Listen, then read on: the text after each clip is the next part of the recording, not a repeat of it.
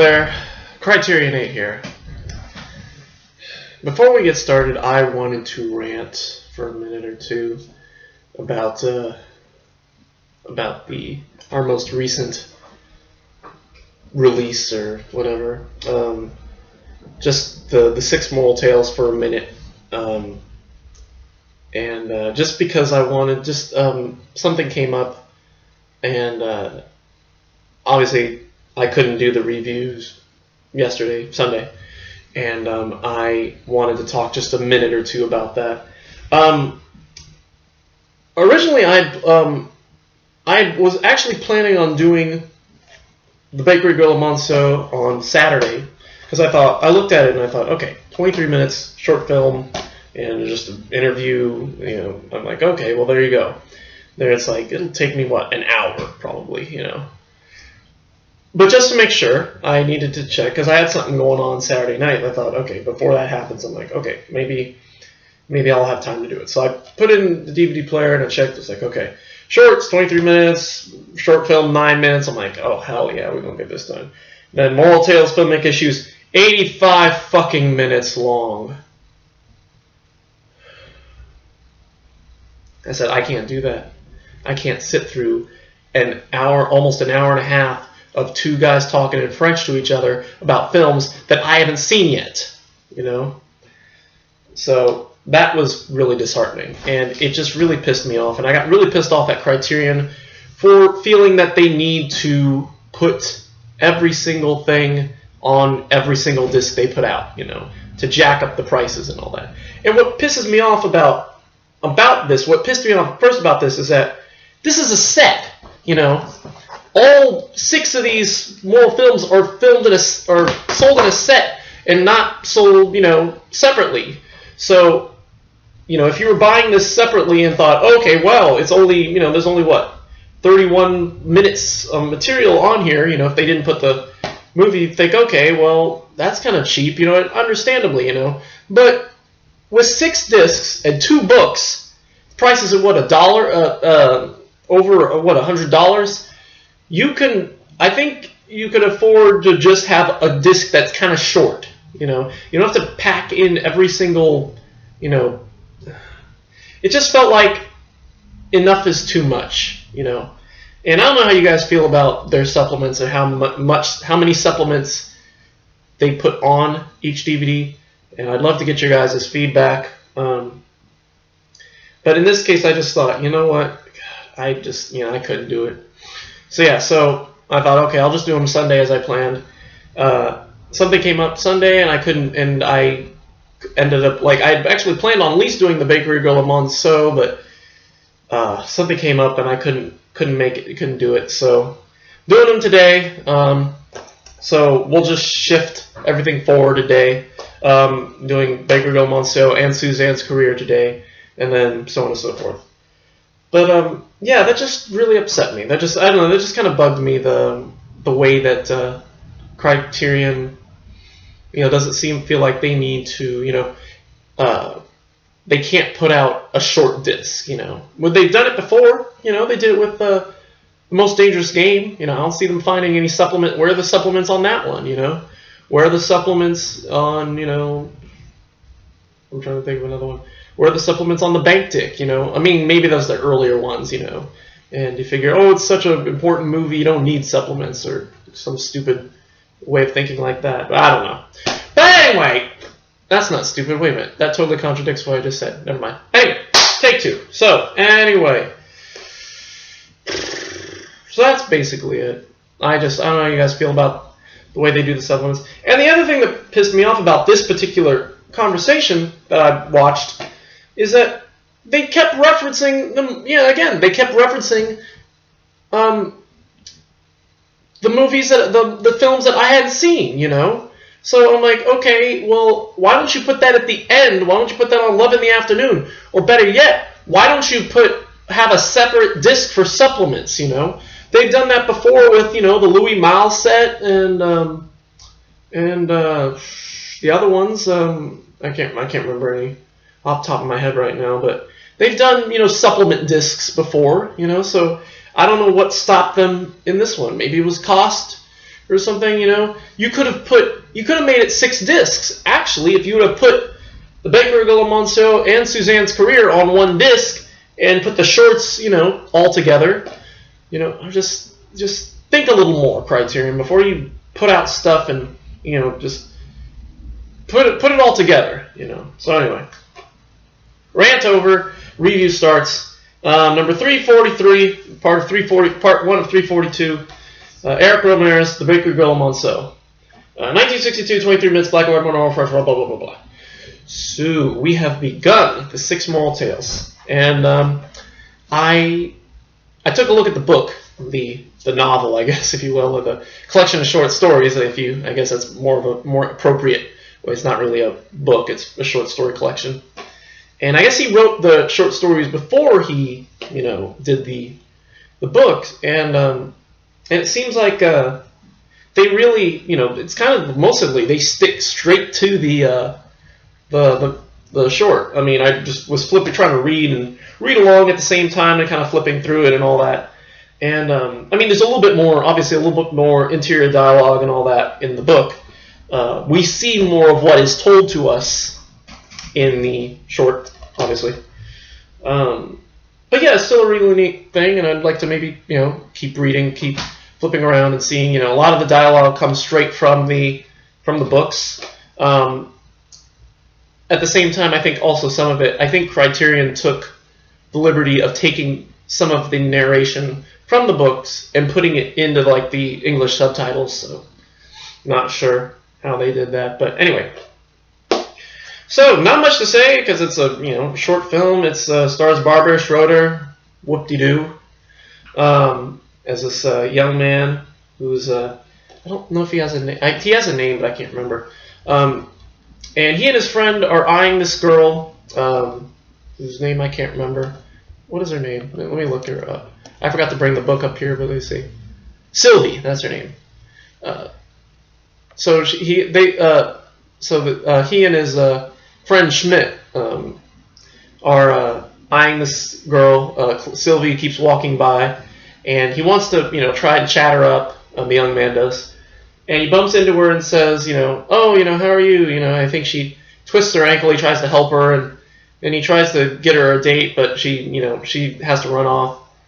And he notices that she walks by, I guess, this French pastry shop.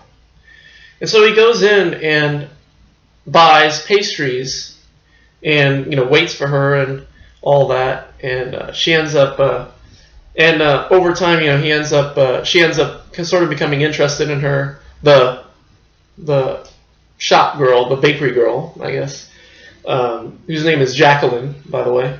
And he starts to notice this, and he starts flirting with her and asking her out for a date.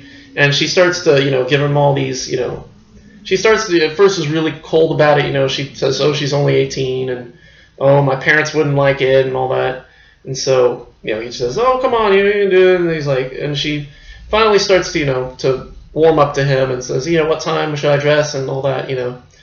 And so yeah, so they make the date, but, as he does, he ends up running into Sylvie again, who's, I guess, using a cane now, and they start flirting, and, you know, they instantly go out, and he feels, and he's in this place where, I guess here's the moral aspect of it, is that he has to choose between 2 women, and he ends up, you know, having to decide on a woman that he doesn't know very well, but, you know, he feels like, you know, is a better rapport, you know, or Jacqueline, the bakery girl, who he feels like he's, I don't know. I think like the young man kind of forced himself upon the bakery girl, and he feels like, you know, at one point I think he said he was doing it out of revenge for Sylvie, yeah, so I think that he was doing it out of revenge, and I think he had a change of heart and realized, you know, he felt bad for, you know, leading Jacqueline on, and he decided to go with Sylvie. He realized that he would not have, you know, he would not have felt good about, you know, going out with Jacqueline because of the fact that he was more or less doing it to get back at Sylvie, you know. Jacqueline was a rebound date, you know. So anyway, yeah. So he does end up going out with Sylvie. They have a good dinner, and I guess she reveals that she knew that he was going to the shop all the time. And 6 months later, they got married. And yeah, and then they go to the shop, and the girl's not there anymore. And yeah, so that's all there is to it. Yeah. So anyway, obviously this was going to be a really short review, but I had to rant for a bit, so it was just going to be that and tell you about the supplements. But oh well. One other thing I wanted to mention. And I didn't notice this until I started the DVD. Is that we are finally, and we are finally in the current phase of Criterion artwork, the Sea of Doom, you know, all that. So the old Criterion collection, you know, line of Doom is gone. I guess we finally caught up with Criterion, I guess there. And I thought, you know, at first I thought, oh, okay, I got a repressing, but I saw 2000. This was pressed in 2006, and I'm like, oh wow, okay, so that was around the time that, you know, that was where we are right now in Criterion's releases was in 2006, and so this must, yeah. So I think, yeah, the Six Moral Tales was the first issues, which meant that Canterbury Tales was the final, you know, line of Doom. I don't know what to call them. Final, you know, one with the second version of their artwork, and yeah, so it's like an end of an era almost thing. You know, kind of just whizzed on by me right there, you know, and so I just feel like I should say a piece, you know, or something. I feel like, you know, with the current artwork, I feel like Criterion has really started to, I don't know, they feel like they've really started to come into an interesting frame of mind with this new artwork. And I feel like they've become who they've always wanted to be, maybe. But yeah, I don't know. I'll leave it at that. I don't have much else to say. So anyway, I had to mention that new logo, the current logo, and all that good stuff. So anyway, Baker Go Monceau. Give this all. I mean, what do we give this? Give a rating to a short film. It's hard. What about? See, I liked I mean, it was interesting. I thought it was weird that Bertrand Tavernier narrated the voiceover, which I guess Rohmer and Schroeder keep calling it off-screen commentary, which is dumb. Just call it voiceover. You'll have more time to live your life if you say voiceover, and not off-screen commentary. You need 2 hands for that. So anyway, Baker Go Monceau. Jeez. See, I liked that. I thought it was weird that, you know, the narration that Schroeder didn't use his real voice, or they didn't use Schroeder's real voice. And I guess in the end, I'm glad that he kind of went with Sylvie, you know, for me personally. So I don't know. I give this a. See, I don't know. I just don't know how to feel. I feel like, you know, I give it an A-. You know, I kind of don't like. I don't like how forceful he was on Jacqueline. You know, so that's, you know, I'll give it an A-. Not a bad short. And yeah, I don't know how to feel. But I mean, obviously, I can't give you a feel of the if I don't know if this is a decent prediction for the Six Moral Tales, and I don't know. We'll see. Yeah, so anyway, Baker Go Monceau, A-. Short film, presentation or trial at Interstate, which is 10 minutes of some guy eating a steak and wanting to kiss some girl. Apparently Godard and Anna Karina were involved. I don't know what was going on. And then, yeah, the 85-minute Moral Tales Filmic Issues, which is an 85-minute interview with Rohmer and Schroeder, who Rohmer was alive at the time. I think he died in 2010. I think he was 80. I think he was 80. How old was he? He must have been. If he died when he was 89, then it means he must have been 85 or 84. So when he did this, when he did the interview. And yeah, again, they just talk about, you know, all the films. I think Schroeder has a little bit of interest in the Baker Grill and Monceau. He keeps coming back to that, obviously because he's in it.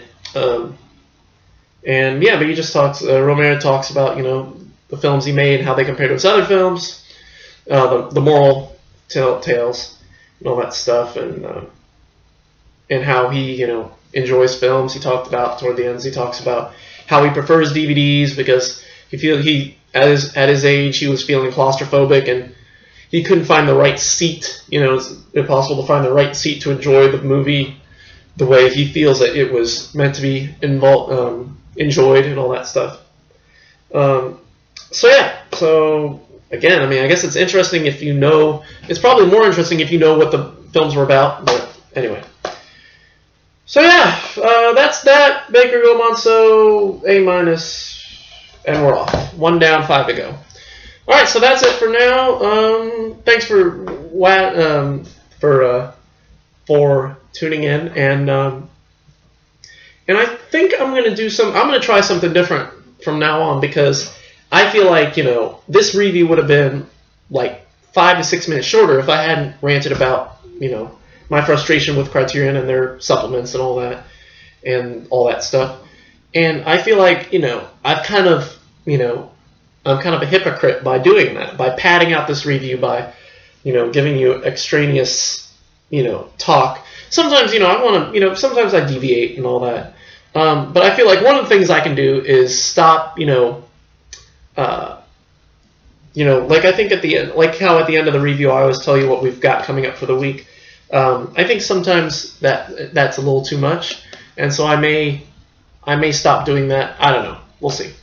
But for now, I will go and remind you of the short films. Suzanne's Career, which I'll be taking care of as soon as I'm done here, and then tomorrow my night at Maud's, and then Wednesday La Collectionneuse, Thursday Claire's Knee, and then a Rare Friday interview or a review with Love in the Afternoon.